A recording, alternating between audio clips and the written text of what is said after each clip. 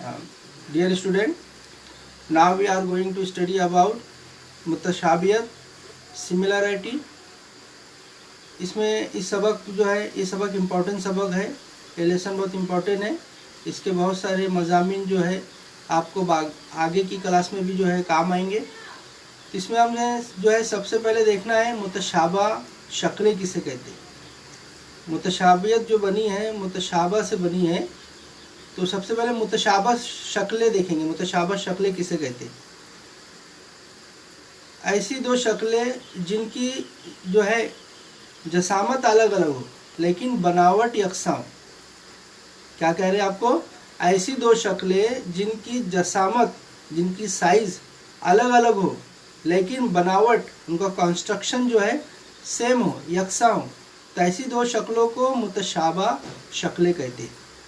The figure which are same in construction but different in size are called similar figure. The figure which are same in construction but different in size are called similar figure. तो example यहाँ पर आपको मैं 2-3 diagram बनाता हूँ, तो similar figure की diagram समझ में आ जाएंगी। ऐसे जो रोज़मर्रा की ज़िंदगी में हम सिमिलर फिगर देखते हैं, जानवर देखते हैं, बहुत से एनिमल्स देखते हैं, जैसे हाथी है और हाथी का उसका साथ में उसका बच्चा है, तो दोनों की जो है बनावट यकसा है। हाथी बड़ा होता है, उसका बच्चा छोटा होता है, लेकिन दोनों की बनावट क्या है? यकसा है, लेकिन साइज दोनों का क्या है? अलग अलग है। तो उनकी शक्लों को दोनों को देख के, हाथी और उसके बच्चों को देख के हम क्या बोलेंगे? मुतशाबा शक्ल, है ना। तो मुतशाबा शक्ल में हम जैसे बताएं कि हाथी और हाथी का बच्चा दोनों की जो है बनने में, दिखाई देने में दोनों सेम है, लेकिन दोनों का साइज़ क्या है? दोनों की जसामत अलग है। तो दोनों हाथी और हाथी के बच्चा दोनों अगर बाजू में है तो हम उन दोनों को देखकर हम क्या बोलेंगे? मुतशाबा शक्लें है ना। हाथी है और हाथी के बाद उसके बाजू में उसका बकरी का बच्चा है, तो हम दोनों शक्लों को मुतशाबा शक्लें नहीं बोलेंगे, गैर मुतशाबा शक्लें बोलेंगे। इसी तरह देखो फिगर में जो है मुरब्बा है ना। ऐसे ही छोटा एक मुरब्बा और बनाता हूँ, है ना। तो दोनों क्या है? स्क्वायर है, दोनों मुरब्बा है, लेकिन दोनों का साइज कैसा है? साइज डिफरेंट है, अलग अलग है। तो ऐसी शक्लों को हम क्या बोलेंगे? मुतशाबा शक्लें बोलेंगे। सर्कल है, दायरा है, ये भी मुतशाबा शक्लें हो गई, है ना।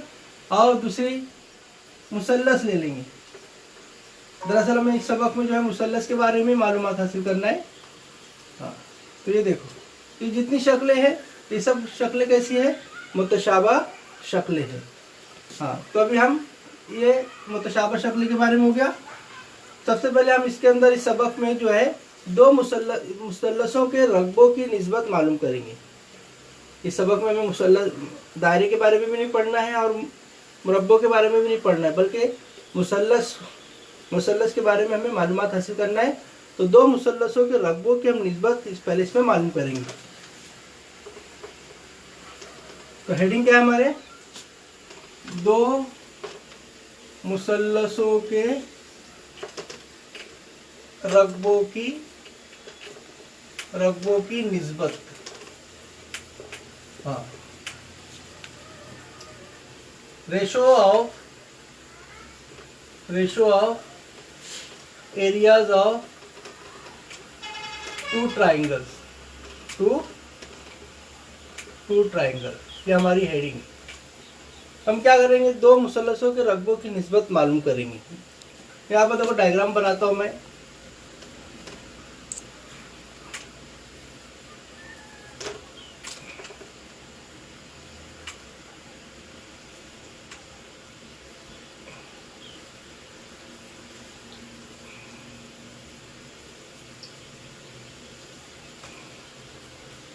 एक का नाम देता हूँ ABC,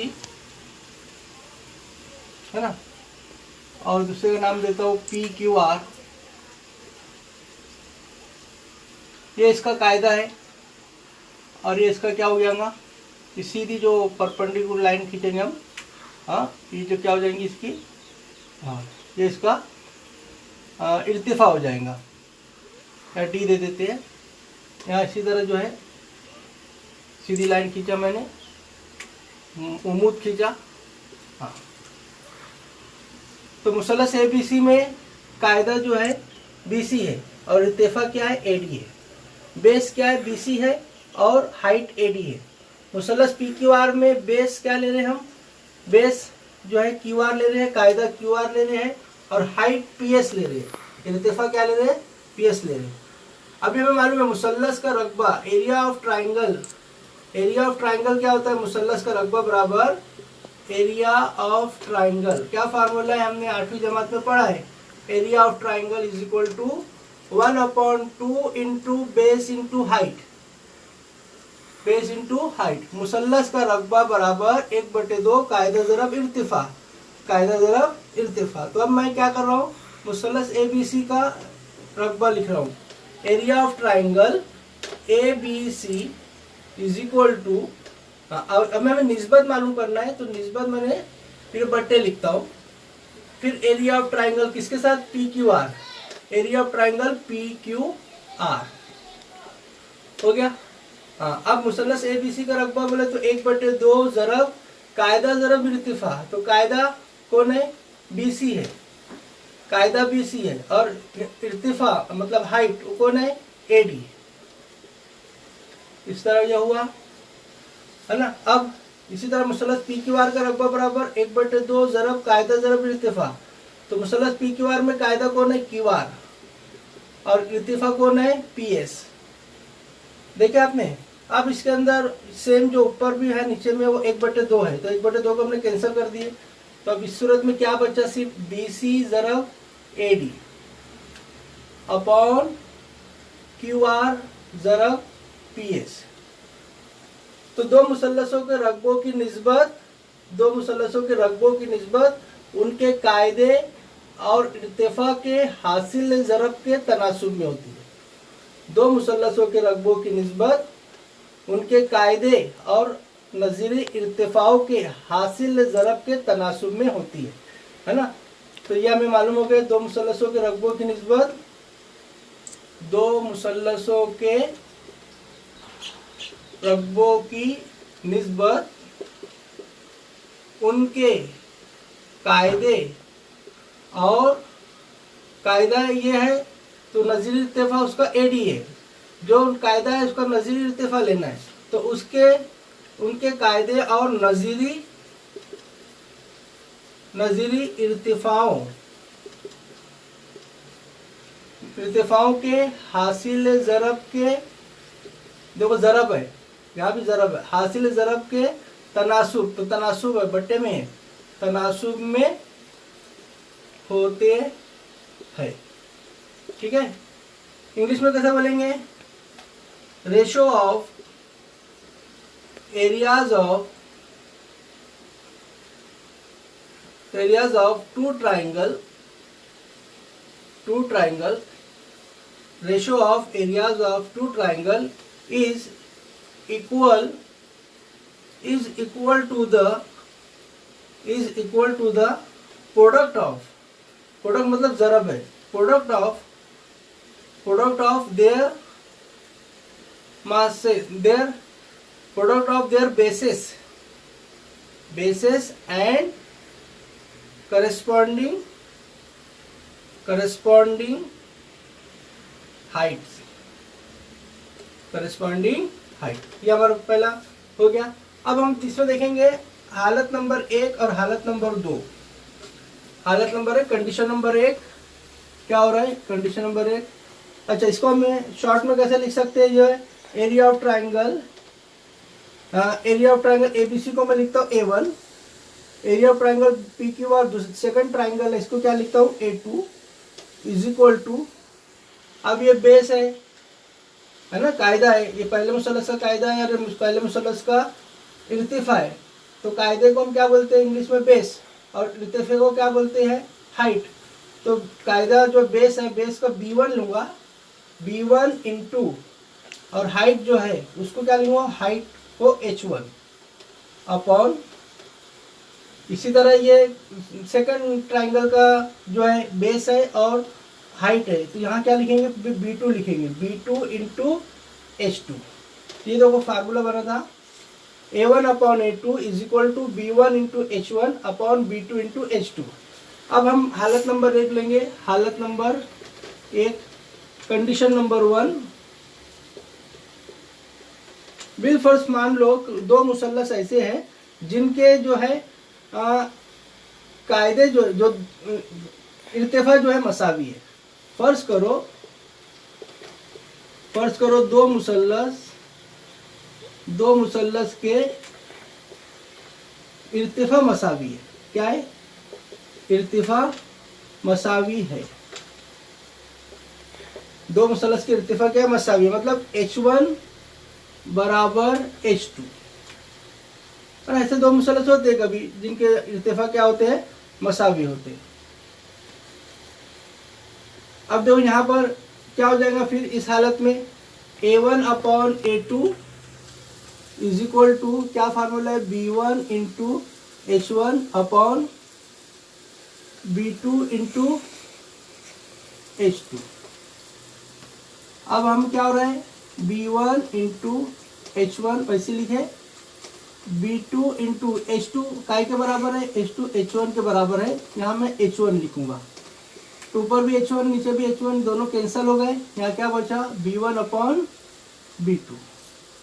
तो अब दो मुसल्लसों के रकबे अगर दो मुसल्लसों के इर्तिफा अगर मसावी हो तो उनके कायदों की, उनके रकबों की निस्बत उनके नज़ीरी जो है कायदों के तनासुब में होती है। अगर दो मुसल्लसों के इर्तिफा मसावी हो तो उन दो मुसल्लसों के रकबों की निस्बत उनके कायदों के तनासुब में होती है ना। और हालत नंबर दो देखो, हालत नंबर 2, कंडीशन नंबर 2, फर्ज करो दो मुसल्लस के कायदे मसावी है। क्या है? कायदे मसावी है। मतलब B1 बराबर है B2 के, है ना। तो इस वक्त में क्या हो जाएगा? A1 अपॉन A2 बराबर B1 into H1 upon B2 into H2। अब दोनों B1 इंटू H1, फिर B2 की जगह मैंने क्या लिखा? B1 इंटू H2, क्योंकि B2 काय के बराबर है? H1 की। तो B1 कैंसिल हो गया। अब यहाँ क्या हो गया? H1 upon H2। अगर दो मुसल्लसों के कायदे मसावी हैं तो उनके रकबों की निस्बत उनके इर्तिफाओं के तनासुब में होती है। देखो यहाँ जगह जो आपको बता देता हूँ, दो डायग्राम जिनके कायदे मसावी कैसे।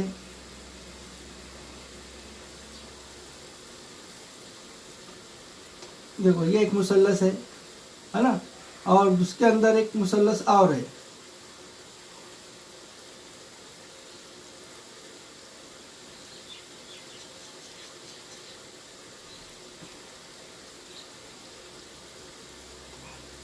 मुसल्लस, बड़ा मुसल्लस ABC है, उसका कायदा क्या है? BC है।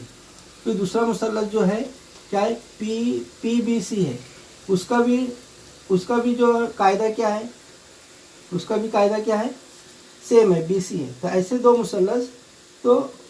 मुसल्लसों के रकबों की निस्बत उनके इर्तिफाओं की क्या हो जाती है? तनासुब में हो जाती है।